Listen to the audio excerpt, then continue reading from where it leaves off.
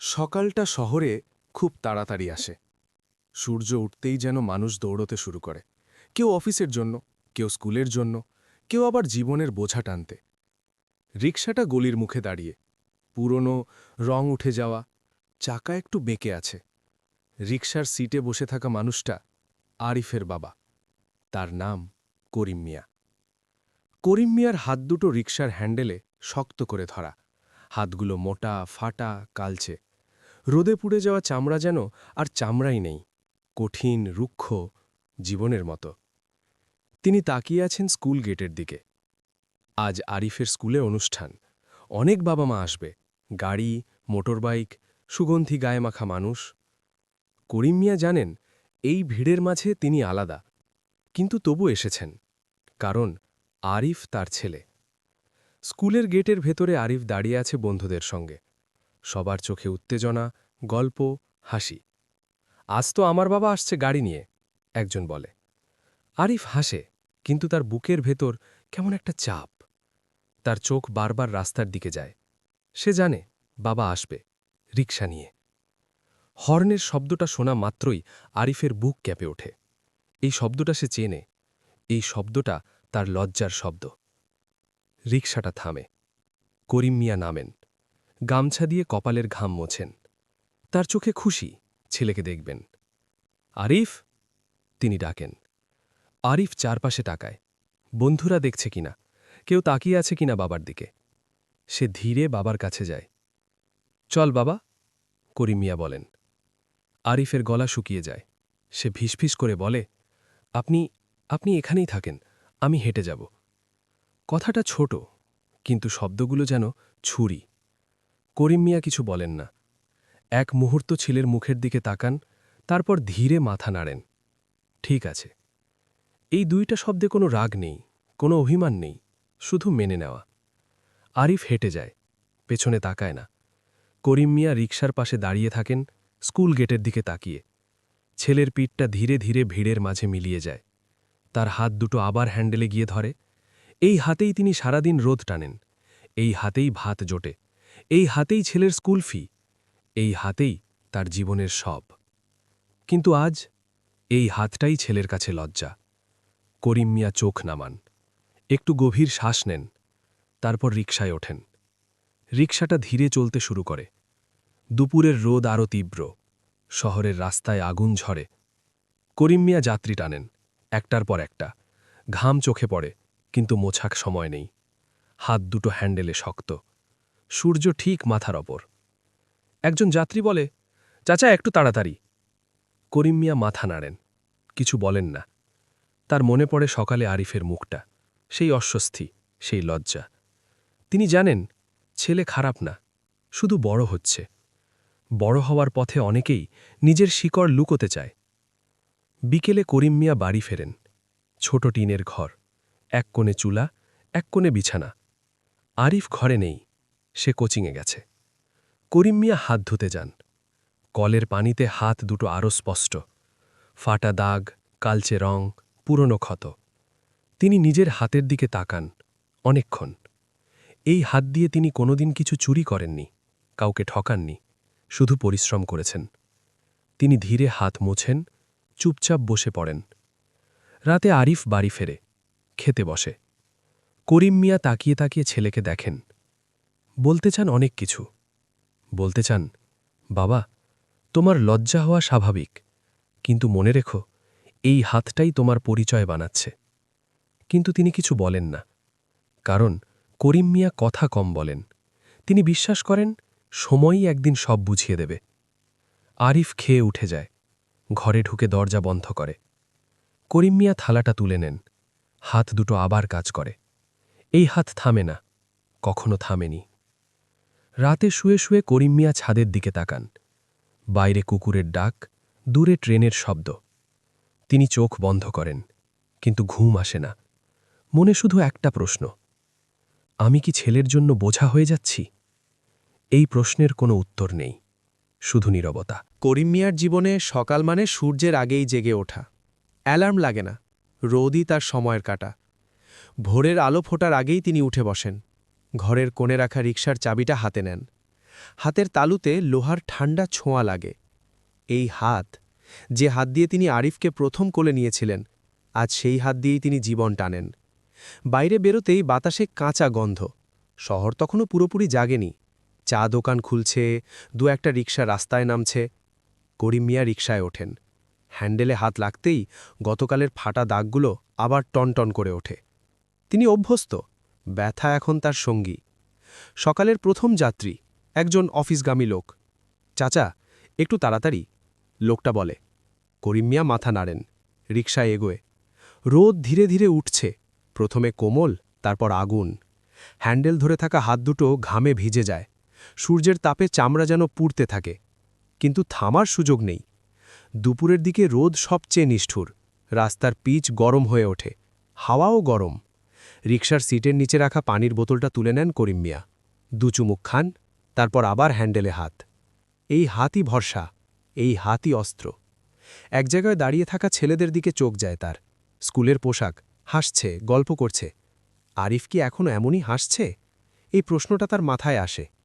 সকালের ঘটনাটা আবার মনে পড়ে। ছেলের সেই চোখ, লজ্জা, অস্বস্তি, তাড়াহুড়ো। করিম মিয়া নিজেকে বোঝান, ও ছোট, বুঝবে।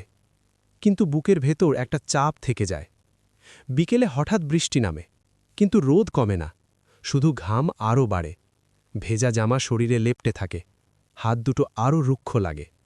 একজন যাত্রী নেমে যাওয়ার সময় বলে, চাচা, আপনার হাত তো একদম পুড়ে গেছে। করিম মিয়া হালকা হাসেন, কাজ করলে এমনই হয়। এই কথার পেছনে কোনো অভিযোগ নেই, শুধু বাস্তবতা। সন্ধ্যার দিকে আরিফ কোচিং শেষে বন্ধুদের সঙ্গে হাঁটছে। দূর থেকে বাবাকে দেখে ফেলে, রিকশা টানছে। আরিফ থেমে যায়। বন্ধু বলে, এই যে তোর বাবা? আরিফ তাড়াতাড়ি বলে, না না না। কথাটা মিথ্যে, কিন্তু মুখ দিয়ে বেরিয়ে যায়। করিম মিয়া দেখতে পান না, তিনি তখন হ্যান্ডেলে তাকিয়ে। রাতে বাড়ি ফেরে করিম মিয়া। ঘাম শুকিয়ে লবণের দাগ পড়ে গেছে জামায়। আরিফ ঘরে, মোবাইল স্ক্রিনে চোখ। করিম মিয়া বসেন। হাত দুটো ধুতে গিয়ে দেখেন নতুন ফাটা দাগ। চুপচাপ গামছা দিয়ে মোছেন। খাওয়ার সময় আরিফ বলে, কাল স্কুলে আপনাকে আসতে হবে না, আমি নিজেই যাব। কথাটা নির্দোষ হতে পারত, কিন্তু করিম মিয়ার বুকের ভেতর কিছু একটা চেপে বসে। তিনি শুধু বলেন, ঠিক আছে। এই ঠিক আছে শব্দটার ভেতর অনেক না বলা কথা জমে থাকে। রাতে করিম মিয়া শুয়ে থাকেন, ছাদের দিকে তাকিয়ে। তার মনে পড়ে নিজের বাবার কথা। তার বাবার হাতও ছিল এমনই। তিনি কখনো লজ্জা পাননি, কিন্তু সময় বদলেছে। তিনি ভাবেন, আমি কি ছেলেকে কষ্ট দিচ্ছি? কোনো উত্তর আসে না। পরদিন আবার সকাল, আবার রোদ, আবার রিকশা। এই দিনগুলোই করিম মিয়ার জীবন। রোদে পুড়ে যাওয়া হাত, নীরব মুখ, আর একটাই স্বপ্ন, ছেলে যেন একদিন এই রোদ থেকে বেরিয়ে যেতে পারে। সে যদি আজ লজ্জা পায়ও, একদিন বুঝবে। এই বিশ্বাসটাই করিম মিয়াকে টিকিয়ে রাখে। আরিফ বড় হতে শুরু করল। স্কুলে ভালো ফলাফল, কোচিং, বন্ধুদের সঙ্গে হইচই। কিন্তু সে বাড়ির দিকে মন দেয় না। না, বাবার হাতের কথা মনে পড়ে না। বাবা করিম মিয়া এখন যেমন সবসময় রিকশা টানেন, তেমনি আরিফ দূরে দূরে থাকে। দুপুরের রোদে রিকশার হ্যান্ডেলে তার হাত ফাটা, রুক্ষ, সারা জীবন জ্বলন্ত। ছেলেটা সে হাতের কাছে লজ্জা পায়। প্রথমে সে মনে করে, আমি বড় হলে বাবা যেন আমাকে লজ্জা না দেয়। কিন্তু বড় হওয়ার সঙ্গে সঙ্গে সে বুঝতে পারে, লজ্জা তার নিজের স্বপ্নের জন্য নয়। স্কুলের বাইরে বন্ধুদের সঙ্গে কথা বলছে আরিফ। কেউ বলে, তোর বাবা তো রিকশা চালক, হ্যাঁ? আরিফ ঠোঁট দেব বলে কিছু বলে না, শুধু হালকা মাথা নাড়ে। মনের ভিতর ব্যথা, কিন্তু কারো সামনে প্রকাশ পায় না। বিকেল, করিম মিয়া রিকশা চালাচ্ছেন। সরাসরি সূর্যের তাপে চামড়া জ্বলে। এক হাতে হ্যান্ডেল, এক হাতে ছোট পানির বোতল। একজন যাত্রী বলে, চাচা, হাত পুড়ে যাচ্ছে, আর কি করবেন? করিম মিয়া হেসে বলেন, কাজ চালাতে হবে। আরিফ বাড়ি ফেরে। মোবাইলে বন্ধুদের সঙ্গে মেসেজ করছে, ভিডিও খাচ্ছে। বাবা টেবিলে বসে হাতে কলম ধরে টাকা লিখছেন। দুজনের মধ্যে এক দীর্ঘ দূরত্ব। দিনের শেষে করিম মিয়া ছাদের দিকে তাকান। ছেলেটি কোথায় আছে? তিনি জানেন ছেলে বড় হচ্ছে, নিজের জীবন খুঁজছে, এবং এটাই স্বাভাবিক। কিন্তু হৃদয় কিছুটা ভারাক্রান্ত। আরিফ যখন কলেজে ভর্তি হয়, তখন বাবা আর দূরে থাকেন। একটা নতুন শহরে যাত্রা, নতুন বন্ধুত্ব, নতুন কাজ। আরিফ রিকশার কথা মনে রাখে না, কিন্তু কখনো কখনো তার চোখে ছেলের ছোটবেলার প্রতিচ্ছবি দেখা যায়। বাবা করিম মিয়া এখনও রিকশা টানছেন, হাত ফাটা, রুক্ষ, রোদে পোড়া, কিন্তু সে থামে না। প্রতিদিন রোদ, গরম, ক্লান্তি সবই তার জীবন। একদিন বিকেলবেলা হঠাৎ আরিফ বাবার রিকশা দেখে। বাবার হাত হ্যান্ডেলে, ঘামের দাগ, সূর্যের আলো, সবকিছু স্পষ্ট। তার হৃদয়ে ধাক্কা খায়। এই হাতেই আমার পরিচয়, সে ভাবতে থাকে। বাবার নীরবতা, দূরত্ব, দম বন্ধ করা দিনগুলো সবকিছু চোখের সামনে আসে। আরিফ বুঝতে পারে এই হাতের জন্যই সে আজ এখানে। এই হাত দিয়েই সে বড় হয়েছে। এই হাত ছিল তার পরিচয়। আরিফ এখন বড় হয়ে উঠেছে। স্কুল শেষ, কলেজের প্রস্তুতি, বন্ধুদের সঙ্গে হাসি, কোচিং, ভিডিও গেম সবই তার জীবন। কিন্তু বাড়ির দিকে চোখ যায় খুব কম। বাবার হাতের কথা মনে পড়ে, কিন্তু মুখে লজ্জা, হৃদয়ে অবহেলা। বাবা করিম মিয়া প্রতিদিন সকাল থেকে সন্ধে রিকশা চালান। হাত ফাটা, রুক্ষ, রোদে পুড়ে যাওয়া। এই হাতি দিয়ে তিনি আরিফকে বড় করেছেন। কিন্তু আরিফ সেই হাতের কাছে লজ্জা পায়। স্কুলের বাইরে বন্ধুদের সঙ্গে কথা বলছে আরিফ। তোর বাবা তো রিকশা চালক, হা? আরিফ কোনো উত্তর দেয় না, মাথা নাড়ে। হৃদয়ে ব্যথা, মুখে শান্তি। এই দূরত্ব ক্রমেই বাড়তে থাকে। বিকেল, করিম মিয়া রিকশা চালাচ্ছেন। রাস্তার পিচ গরম, রোদ তীব্র, যাত্রী ওঠে, নামবে। বাবা ধীরে ধীরে হ্যান্ডেলে হাত রাখে, ঘাম মুছেন। চাচা, হাত পুড়ে গেছে, আর কি করবেন? যাত্রীর কথা শুনে হালকা হাসি। কাজ চালাতে হবে, বলেন। কথার মধ্যে কোনো অভিযোগ নেই, শুধুই বাস্তব। আরিফ বাড়ি ফিরে মোবাইলে বন্ধুদের সঙ্গে মেসেজিং করছে। বাবা টেবিলে বসে হাত ধুতে ধুতে লেখা দেখছেন। দুই জীবনের মধ্যে দীর্ঘ দূরত্ব। রাত, করিম মিয়া ছাদের দিকে তাকান। ছেলে কোথায় আছে?